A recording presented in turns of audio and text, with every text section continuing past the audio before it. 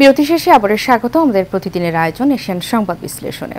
Asian সংবাদ বিশ্লেষণের পুরোটা সময় জুড়ে আপনাদের সাথে রয়েছি আমি উর্মি আক্তার। দর্শক, এই মুহূর্তে আমাদের সাথে যুক্ত হচ্ছেন আমাদের আজকের অতিথি শেখ জামাল, সম্পাদক দৈনিক মুখপাত্র ও সাবেক সাংগঠনিক সম্পাদক ডিআরইউ। জি, আপনি আমাকে শুনতে পাচ্ছেন? জি, শুনতে পাচ্ছি।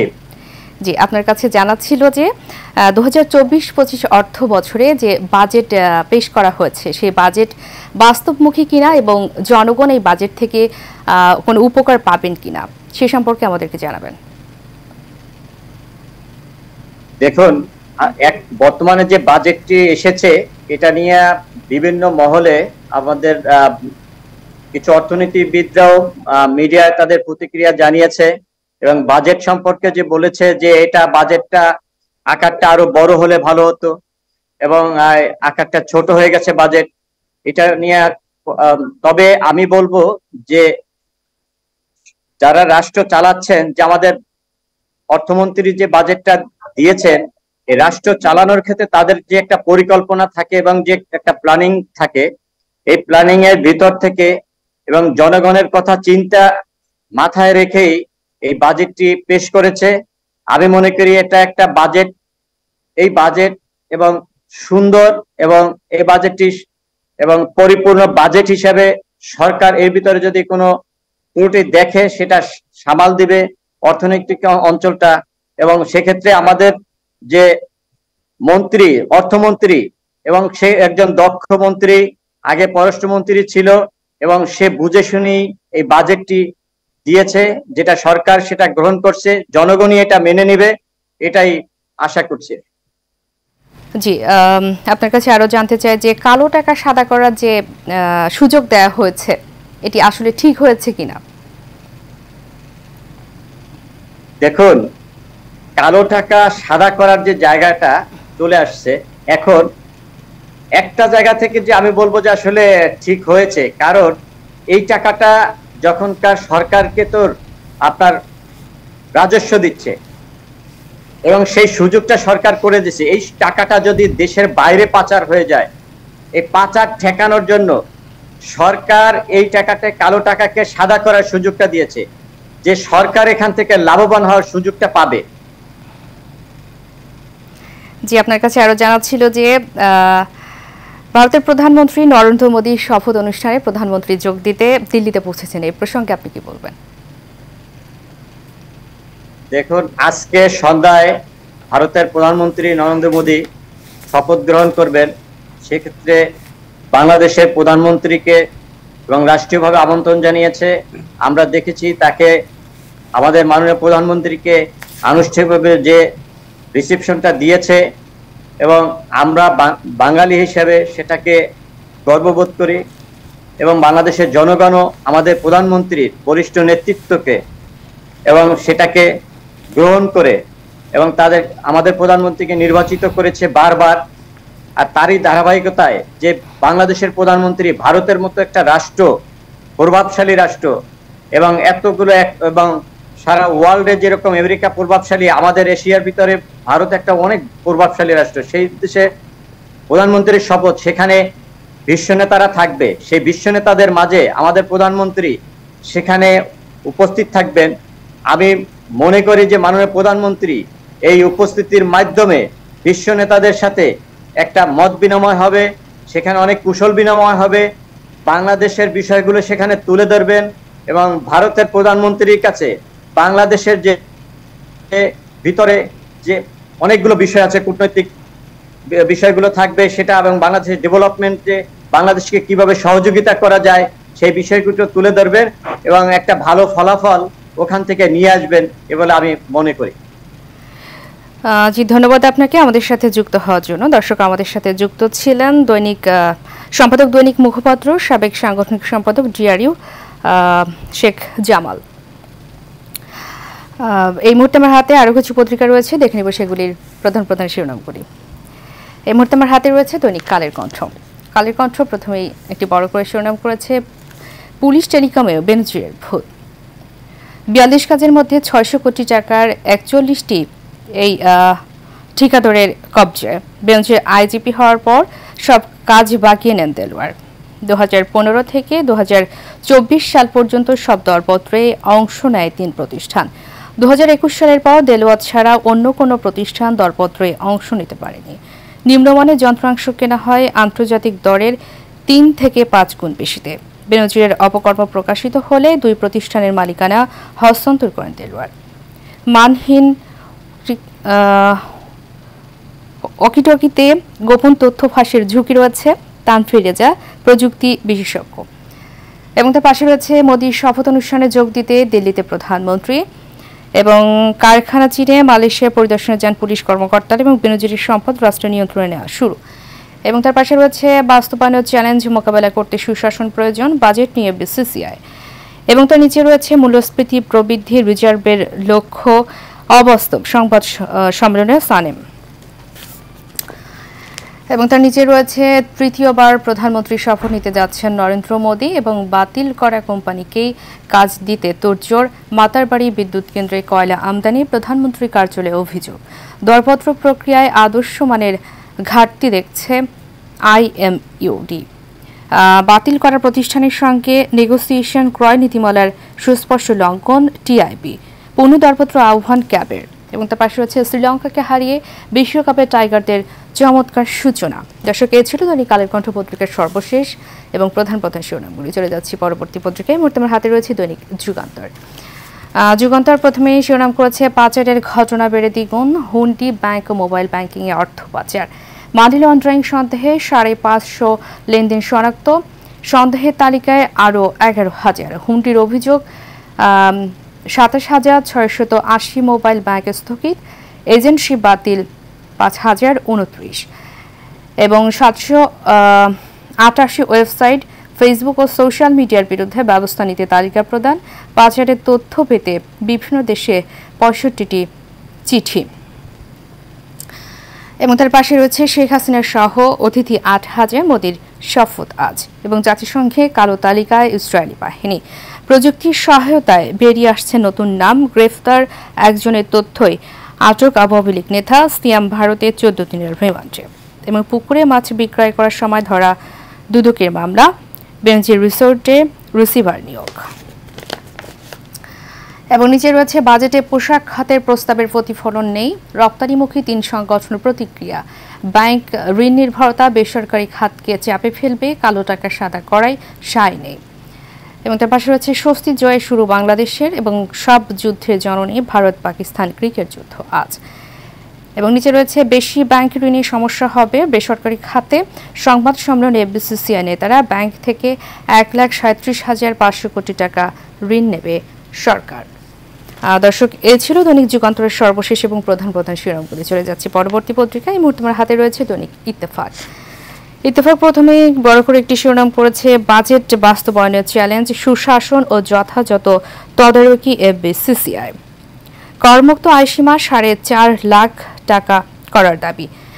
এবং নিচে রয়েছে নরেন্দ্র মোদীর শপথ অনুষ্ঠানে যোগ দিতে নয়াদিল্লিতে প্রধানমন্ত্রী। এবং তার পাশে রয়েছে ভারতের প্রধানমন্ত্রী হিসেবে আজ শপথ নিচ্ছেন নরেন্দ্র মোদী। দিল্লিতে হাই অ্যালার্ট যোগ দিচ্ছেন 7 দেশের নেতা, বিরোধী দল নেতা হচ্ছেন রাহুল গান্ধী। নিচে রয়েছে বাংলাদেশের জন্য সুপার 8-এর দরজা খুলে গেল এবং পোশাক খাতের মূল প্রস্তাব বাজেটে প্রতিফলিত হয়নি। বিজিএমইএ কালো টাকা সাদা করার কোনো দাবি ব্যবসায়ীরা জানাননি। এবং তার পাশে রয়েছে সিয়াম 14 দিনের রিমান্ডে, মিলতে পারে মরদেহর খণ্ডিতাংশ। এবং প্রকাশ্যে ডেনমার্কের প্রধানমন্ত্রীর উপর আততায়ীর হামলা। এবং নিচে রয়েছে 35% নারী গর্ভকালীন ডায়াবেটিসে আক্রান্ত, গর্ভাবস্থায় 24 থেকে 28 সপ্তাহের মধ্যে ডায়াবেটিস পরীক্ষা জরুরি। এবং তার পাশে রয়েছে 19 উপজেলায় ভোট আজ। দর্শক, এ ছিল দৈনিক ইত্তেফাকের সর্বশেষ এবং প্রধান শিরোনামগুলি। দর্শক, প্রতিটা পত্রিকা বিশ্লেষণ করে আমরা যেটি দেখলাম যে বাজেট প্রসঙ্গ বারবার উঠে এসেছে। মানে বাজেট বাস্তবায়নের যে চ্যালেঞ্জ, সেটির জন্য সুশাসন এবং যথাযথ তদারকি করতে হবে, এটা বলছেন যে বিসিসিআই। এবং আজ ভারতের প্রধানমন্ত্রী নরেন্দ্র মোদীর শপথ অনুষ্ঠান, সেখানে যোগ দিতে দিল্লি পৌঁছেছেন প্রধানমন্ত্রী শেখ হাসিনা। এবং নিচে আমরা দর্শক, আমরা প্রতিনিয়তই আলোচনা করে থাকি দেশের শীর্ষস্থানীয় কিছু পত্রপত্রিকায় উঠে আসা প্রধান শিরোনামগুলো। আজ এর ব্যতিক্রমে আজও আলোচনা করব দেশের শীর্ষস্থানীয় কিছু পত্রপত্রিকায় উঠে আসা প্রধান প্রধান শিরোনামগুলো নিয়ে। তো কথা বাড়াবো না, চলে যাব আজকের অনুষ্ঠানের মূল আয়োজনে। দেখে নেব আমার হাতে থাকা পত্রিকাগুলো কি কি প্রধান প্রধান শিরোনাম করেছে। তো এই মুহূর্তে আমার হাতে প্রথমেই রয়েছে দৈনিক দেশ রূপান্তর। দৈনিক দেশ রূপান্তর প্রথমে একটি বড় করে শিরোনাম করেছে অস্ত্র না কেনায় যুক্তরাষ্ট্রের গোসা। আওয়ামী লীগ সরকারের গত মেয়াদে পররাষ্ট্রমন্ত্রীর দায়িত্ব পালন করেছেন ডক্টর একে আব্দুল মোমেন। সে সময় সংসদ নির্বাচন কেন্দ্র করে যুক্তরাষ্ট্র চাপ সৃষ্টি করেছিল। দেশটির সঙ্গে সম্পর্কের অবনতি ও সাম্প্রতিক কিছু ঘটনার বিষয়ে অভিমত জানিয়েছেন তিনি। দ্বাদশ সংসদ নির্বাচনের পর মনে হচ্ছিল যুক্তরাষ্ট্রের চাপ শেষ, কিন্তু মে মাসে ডোনাল্ড ট্রাম্পের সফরের পর উল্টো বার্তা পেয়েছে সরকার। বিষয়টি কিভাবে দেখছেন? ডক্টর আব্দুল মোমেন বলেন, দুনিয়ার সব দেশে নিজের স্বার্থ দেখে। কোনো দেশ চিরকালের জন্য বন্ধু হয় না, চিরকালের শত্রু নয় কোনো দেশ। প্রত্যেকের সময় সময় নিজ স্বার্থ রক্ষাকে গুরুত্ব দেয়। এবং পাশে রয়েছে মোদির শপথ আজ। টানা তৃতীয় মেয়াদে ভারতের সরকার প্রধান হিসেবে আজ রবিবার শপথ নেবেন নরেন্দ্র মোদি। মোদির শপথ গ্রহণ অনুষ্ঠানে সব আয়োজন গুছিয়ে আনা হয়েছে। ভারতের রাষ্ট্রপতি দ্রৌপদী মুর্মু আজ সন্ধ্যা 7:15টায় প্রধানমন্ত্রী হিসেবে নরেন্দ্র মোদি এবং কেন্দ্রীয় মন্ত্রিপরিষদের অন্য সদস্যদের শপথ পাঠ করাবেন। এবং নিচে রয়েছে অনুমতি ছাড়া সাংবাদিকদের সঙ্গে কথা বলতে মানা ঢাকা মেডিকেল। এখন থেকে ঢাকা মেডিকেল কলেজ হাসপাতালের কোনো চিকিৎসক, কর্মকর্তা, কর্মচারী হাসপাতাল পরিচালকের অনুমতি ছাড়া সাংবাদিকদের সঙ্গে কথা বলতে পারবেন না, এমন নিষেধাজ্ঞা দিয়ে গত 4 জুন একটি নোটিশ দিয়েছে হাসপাতাল পরিচালক brigadier general doctor Mohammad Asaduzzaman. এবং তার পাশে রয়েছে সরকারের ঋণ ব্যবসায়ের মাথায় হাত, বিনিয়োগ কমার শঙ্কা আছে এফবিসিসিআই। শিল্প খাতের ঋণ বাধাগ্রস্ত হবে বিজিএমই এবং মূল্যস্ফীতি আরও বাড়তে পারে আইসিএবি। নতুন অর্থ বছরের প্রস্তাবিত বাজেটের জন্য সরকারের অভিনন্দন জানালেও ঘাটতি অর্থায়নের উৎস ব্যবসায়ীদের মাথা ব্যথার কারণ হয়ে দাঁড়িয়েছে। প্রস্তাবিত বাজেট অনুযায়ী ঘাটতি মেটাতে সরকার ব্যাংক থেকে 1,35,500 কোটি টাকা ঋণ নেবে। দেশের শীর্ষ ব্যবসায়িক সংগঠন federation of Bangladesh chamber of commerce and industry মনে করছে, সরকারের অধিক মাত্রা ঋণের কারণে বেসরকারি খাতের ঋণে বাধা সৃষ্টি হবে। এবং তার পাশে রয়েছে ঝড়ঝাপটায় টিকে থাকলো খেলার ঘর। এবং নিচে রয়েছে ঝাড়ুদার দিয়ে প্রসব, নবজাতকের মৃত্যু, মা সংকটাপন্ন। পাবনার ঈশ্বরদীতে একটি বেসরকারি হাসপাতালে ঝাড়ুদার ও আয়া দিয়ে সন্তান প্রসব করানোর সময় নবজাতকের মৃত্যুর অভিযোগ উঠেছে। প্রসূতি মায়ের অবস্থাও আশঙ্কাজনক। তাকে রাজশাহী মেডিকেল কলেজ হাসপাতালে ভর্তি করা হয়েছে। এবং তার পাশে রয়েছে বারবেঞ্চিয়ার রিসোর্টে মাছ চুরি করে বিক্রির চেষ্টা। সাভানা রিসোর্টের নিয়ন্ত্রণ নিল জেলা প্রশাসন। নিচে দেখতে পাচ্ছি 20টি ধারা উপধারা সংশোধন, সুপারিশ আইন কমিশনের তথ্য অধিকার আইন, তথ্য প্রদানে ব্যর্থতায় ইউনিটের প্রশাসনিক প্রধানকেও জবাবদিহির আওতায় আনার তাগিদ, সর্বোচ্চ জরিমানা 5,000 থেকে বাড়িয়ে 25,000 টাকা করার প্রস্তাব। নাগরিকের তথ্য পাওয়ার অধিকারকে সুসংহত করতে 2009 সালে তথ্য অধিকার আইন করে সরকার। এই আইনে 8টি অধ্যায় ও 37টি ধারা রয়েছে। তবে আইনে শব্দ চয়নে কিছু অসঙ্গতি ও অস্পষ্টতা, আইনের প্রয়োগে সীমাবদ্ধতা নিয়ে আলোচনা ও আপত্তি ছিল সুধী মহলে। এর ধারাবাহিকতায় আইনটি সংশোধনে তাগিদ অনুভব করছে খোদ তথ্য কমিশন। এবং তার পাশে রয়েছে নেত্রকোনায় জঙ্গি আস্তানার সন্দেহে বাড়ি ঘিরে পুলিশ। নেত্রকোনার সদর উপজেলার কাইলাটি ইউনিয়নের ভাষাপাড়া এলাকায় জঙ্গি আস্তানা সন্দেহে একটি বাড়ি ঘিরে রেখেছে পুলিশ। গতকাল শনিবার দুপুর থেকে সীমানা প্রাচীর ঘেরা দ্বিতল বাড়িটির চারপাশ থেকে ঘেরাও করে রাখে পুলিশ দলটি। দর্শক, এ ছিল দৈনিক দেশ রূপান্তরের সর্বশেষ এবং প্রধান প্রধান শিরোনামগুলি। চলে যাচ্ছে পরবর্তী পত্রিকা। এই মুহূর্তে আমার হাতে রয়েছে দৈনিক সময়ের আলো। সময়ের আলো প্রথমে একটি বড় করে শিরোনাম করেছে কালো টাকা মন্দ, তবে বারবার টাকা সাদা করার সুযোগ মিললেও সাড়া কম। টাকা সাদা কর 30%, কালো টাকায় কর 15%। 22 বারের মতো কালো টাকা সাদা করার সুযোগ দেওয়া হচ্ছে। কালো টাকার পরিমাণ 132,53,500 কোটি টাকা। কালো টাকার শতকরা 1% বৈধ করা হয়নি। আওয়ামী লীগের ৩ মেয়াদে প্রায় ৩৩,০০০ কোটি টাকা সাদা হয়েছে। এটা সৎ করদাতাদের প্রতি অন্যায়, নৈতিকভাবে গ্রহণযোগ্য নয়। ফাহমিদা খাতুন, গত ৫০ বছরে সাদা হয়েছে ৪৭,০০০ কোটি টাকা। এবং তার পাশে রয়েছে কালো টাকা সাদা করার সুযোগ দেওয়া উচিত হয়নি বাজেট পর্যালোচনায় সানেম। প্রস্তাবিত ২০২৩-২৪ অর্থ বছরের বাজেটে ১৫% কর দিয়ে অপ্রত্যাশিত আয় বা কালো টাকা সাদা করার যে সুযোগ রাখা হয়েছে তা উচিত হয়নি বলে মনে করছে অর্থনীতি গবেষণা প্রতিষ্ঠান south Asian network of economy modelling SANEM. এবং নিচে রয়েছে ৭ বিদেশি নেতা সহ অতিথি ৮,০০০, দিল্লিতে সর্বোচ্চ সতর্কতা। মোদির শপথ অনুষ্ঠান আজ, নয়াদিল্লি পৌঁছেছেন প্রধানমন্ত্রী। টানা তৃতীয়বারের মতো প্রধানমন্ত্রী হিসেবে নরেন্দ্র মোদির শপথ গ্রহণ অনুষ্ঠানে যোগ দিতে নয়াদিল্লি পৌঁছেছেন প্রধানমন্ত্রী শেখ হাসিনা। ভারতের প্রধানমন্ত্রী নরেন্দ্র মোদির আমন্ত্রণে তিনি শপথ গ্রহণ অনুষ্ঠানে যোগ দিতে যান। এবং নিচে আরও রয়েছে গুলশানের দূতাবাসের সামনে পুলিশের গুলিতে পুলিশ সদস্য নিহত।